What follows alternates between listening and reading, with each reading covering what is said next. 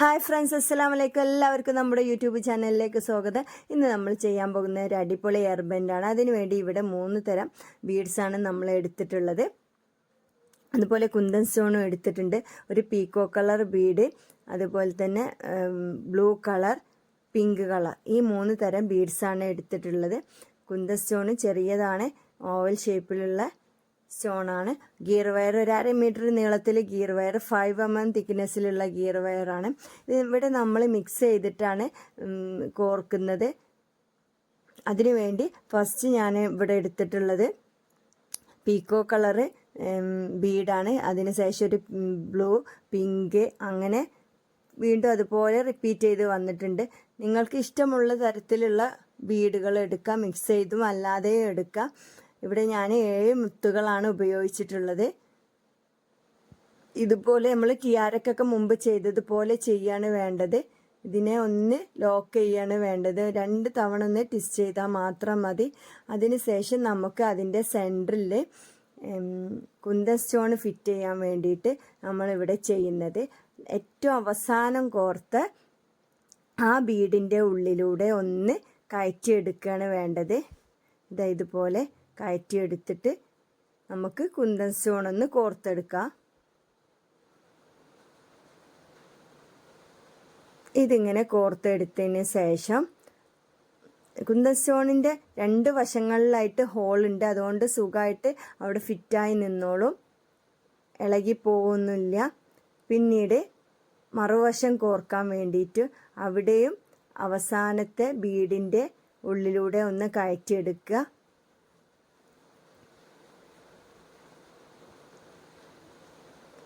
അവസാനത്തെ ബീഡിൻ്റെ ഉള്ളിലൂടെ ഒന്ന് കയറ്റി വലിച്ചെടുത്താൽ മതി.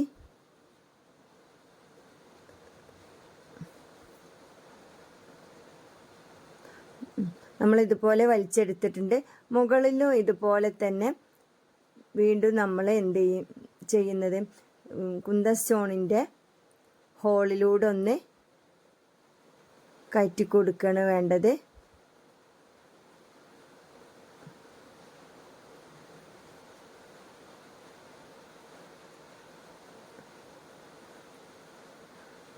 കുന്തൻ സ്റ്റോണിൻ്റെ ഉള്ളിലൂടെ കയറ്റിയതിന് ശേഷം ആ ഗിയർ വയറിനെ പുറകിലൂടെ എടുത്തിട്ട് ഒന്ന് ട്വിസ്റ്റ് ചെയ്ത് കൊടുക്കണം. മുമ്പുണ്ടായിരുന്ന ആ ഗിയർ വയറിലേക്ക് ചേർത്തൊന്ന് ട്വിസ്റ്റ് ചെയ്യാണ് വേണ്ടത്. ഇത്ര പണിയുള്ളൂ ചെയ്യാൻ. ആദ്യം ചെയ്യേണ്ടത് അവസാനത്തെ ബീഡിൻ്റെ ഉള്ളിലൂടെ ഒന്ന് കയറ്റിയെടുക്കുന്ന പണി മാത്രമേ ഉള്ളൂ. പിന്നെ മറുവശം അതുപോലെ ഒന്ന് ഏതെങ്കിലും ഒരു ബീഡിൻ്റെ ഉള്ളിലൂടെ ഒന്ന് കയറ്റിയെടുക്കുക. പിന്നെ ബാക്ക് വശത്തിലൂടെ ഗിയർ വയർ ഒന്ന് വലിച്ചെടുത്താൽ മതി. സിമ്പിളായിട്ട് ചെയ്യുക. ഇത് ചെയ്യുമ്പോൾ വളരെ എളുപ്പമായിരിക്കും. ചിലപ്പോൾ കാണുമ്പോൾ പ്രയാസം തോന്നിയാലും ഇത് ചെയ്ത് നോക്കുമ്പോൾ ഈസിയാണ്. വീണ്ടും അതുപോലെ തന്നെ നമ്മൾ ചെയ്യുന്നത്, ഇതിൽ ഒരു ഭാഗത്ത് 2 പൂവായിട്ടാണ് വരുന്നത്.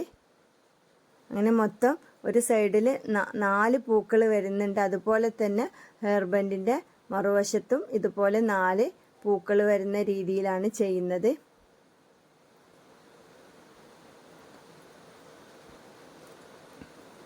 ഇതുപോലെ ഉള്ളിലൂടെ വലിച്ചെടുത്ത് ഇനി നമുക്ക് കുന്തൻ സ്റ്റോൺ കോർക്കാം.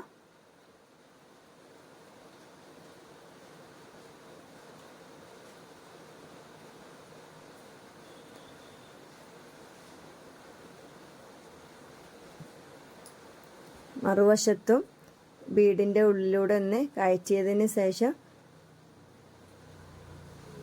കുന്തൻ സ്റ്റോണിൻ്റെ ഉള്ളിലൂടെ കയറ്റുക. ഇങ്ങനെ ബീഡിൻ്റെ ഉള്ളിലൂടെ കയറ്റുന്നതിൻ്റെ ഉദ്ദേശം കുന്തൻ സ്റ്റോൺ നല്ലപോലെ ഒന്ന് നിൽക്കാൻ വേണ്ടി മാത്രമാണ്.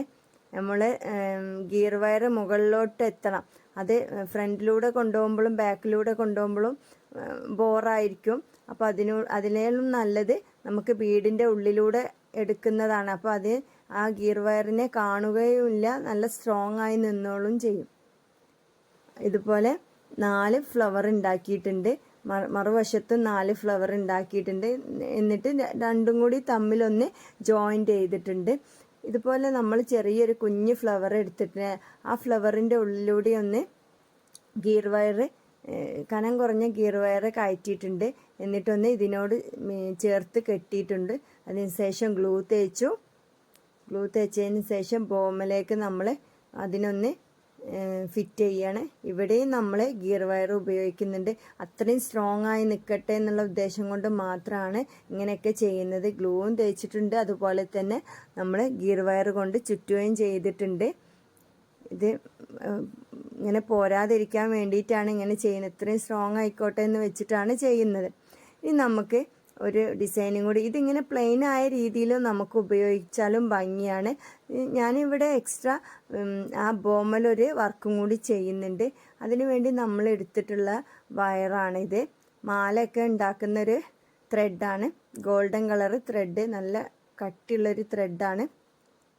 അതിൻ്റെ ഏറ്റവും എൻഡ് ഭാഗം നമ്മളൊന്ന് ഇങ്ങനെ പശയൊക്കെ തേച്ചിട്ട് ഒന്ന് ചുറ്റിയെടുക്കുന്നുണ്ട്. ശേഷം നമ്മൾ 2 മുത്ത് വീതം ഇങ്ങനെ കോർക്കുകയാണ്. മൊത്തം 4 മുത്ത്, ഒരേ കളർ വരുന്ന 4 മുത്ത് കോർത്തിട്ട് നീളത്തിൽ വയറിൽ കോർത്തെടുത്തിട്ടുണ്ട്.